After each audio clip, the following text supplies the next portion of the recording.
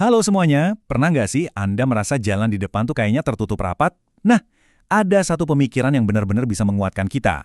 Apapun yang terjadi, langit itu nggak pernah menutup rezeki siapapun. Yuk kita bahas bareng-bareng keyakinan yang luar biasa ini. Kita semua pasti pernah deh ada di titik itu. Rasanya tuh kayak semua pintu udah dikunci, kesempatan hilang entah kemana, dan kita cuma bisa liatin jalan buntu di depan. Perasaan ini tuh nyata banget, dan kadang, jujur aja, bisa bikin kita sesek. Tapi, gimana kalau yang terasa tertutup itu sebetulnya bukan sesuatu di luar sana? Coba deh kita lihat dari sudut pandang yang beda. Seringkali yang sebenarnya terhalang itu bukan pintu rizki, tapi justru harapan, keberanian, dan iman yang ada di dalam hati kita sendiri. Dan inilah janji yang jadi fondasi dari semuanya. Sebuah kalimat yang sederhana, tapi kekuatannya luar biasa. Kalau Tuhan itu gembala kita, artinya kita bakal selalu dijaga, dibimbing, dan dicukupi. Nah, ini pegangan kita. Oke, sekarang kita masuk ke poin pertama yang penting banget. Kita perlu paham sumber rezeki kita yang sesungguhnya itu datangnya dari mana. Dan jawabannya bukan dari apa yang terjadi di sekitar kita. Seberapa sering sih kita mikir kalau rezeki kita itu, ya tergantung kondisi ekonomi lagi bagus atau enggak, tergantung koneksi yang kita punya, atau ya sekedar hoki-hokian aja.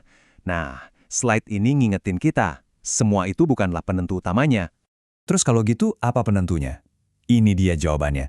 Sumber sejati dari segalanya adalah tangan Tuhan yang terbuka. Coba bayangin deh, kalau Tuhan sendiri yang membuka tangannya untuk memberi, kira-kira ada nggak sih kekuatan di dunia ini yang sanggup menutupnya lagi? Tentu aja nggak ada kan? Tapi kok rasanya tetap susah ya? Mungkin itu yang lagi Anda pikirin sekarang.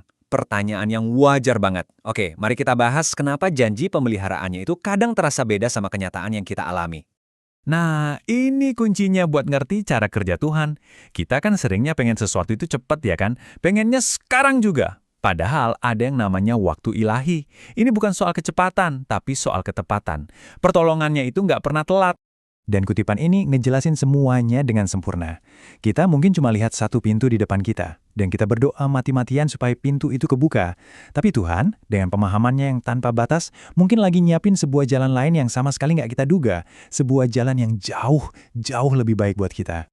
Jadi, terus apa dong peran kita dalam semua ini? Apa kita cuma duduk manis dan nunggu aja? Tentu enggak. Iman itu adalah kerjasama yang aktif.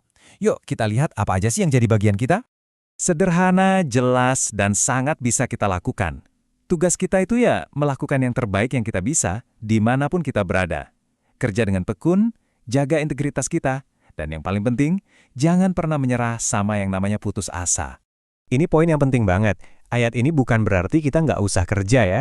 Justru sebaliknya, kita bekerja itu sebagai bentuk tanggung jawab, tapi kita harus sadar kalau hasil akhirnya, berkat yang sesungguhnya itu datangnya dari Tuhan, bukan semata-mata dari keringat kita. Dan ternyata keyakinan ini tuh nggak cuma ada di satu tradisi aja loh. Coba deh kita lihat sesuatu yang menarik dari kebijaksanaan kuno Tiongkok. Mungkin tulisannya kelihatan asing ya, tapi mari kita lihat apa artinya. Luar biasa kan? Sebuah kebijaksanaan universal yang pesannya sama persis dengan yang dari tadi kita bahas. Ternyata di berbagai budaya dan zaman, manusia itu megang keyakinan yang sama. Selalu ada harapan. Langit gak akan pernah ninggalin kita.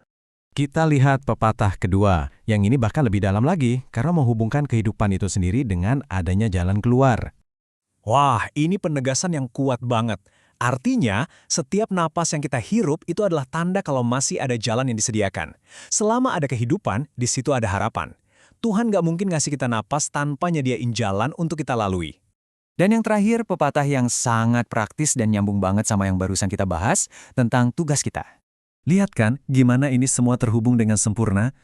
Kebijaksanaan kuno ini juga menegaskan prinsip-prinsip Alkitab tentang ketekunan dan integritas. Prinsip-prinsip ini tuh universal dan udah teruji oleh waktu. Bekerja rajin dan hidup jujur itu adalah jalan menuju kecukupan. Oke, kita sampai di bagian akhir. Mari kita satukan semua ini jadi sebuah kesimpulan yang benar-benar menguatkan. Langit itu luas, dan langit itu selalu terbuka untuk kita. Yesus ngasih kita gambaran yang begitu indah dan sederhana. Coba pikirin deh. Kalau makhluk sekecil burung aja dipelihara dengan begitu sempurna, apalagi kita yang disebut sebagai anak-anaknya.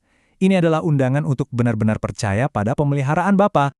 Mungkin hari ini Anda merasa rezeki Anda tertutup, usaha Anda buntu, doa-doa Anda sepertinya belum juga dijawab. Mungkin Anda memulai sesi ini dengan perasaan yang berat, lelah, dan hampir nyerah. Kalau begitu, tolong ingat ini. Coba katakan pada diri Anda sendiri, langit tidak sedang melawan saya. Pintu rezeki saya tidak pernah benar-benar dikunci. Ingat ya, penundaan itu bukan berarti penolakan. Waktu Tuhan mungkin memang beda dengan waktu kita, tapi itu sama sekali nggak mengubah kasih-Nya yang konstan dan nggak tergoyahkan buat Anda. Dan inilah kebenaran terakhir yang bisa kita bawa pulang. Coba angkat wajah Anda dan lihat ke atas. Selama langit masih terbentang di atas kepala kita, itu adalah tanda bahwa Tuhan masih bekerja, Tuhan masih peduli, dan Tuhan masih setia membuka jalan untuk kita. Jadi, tetaplah berharap.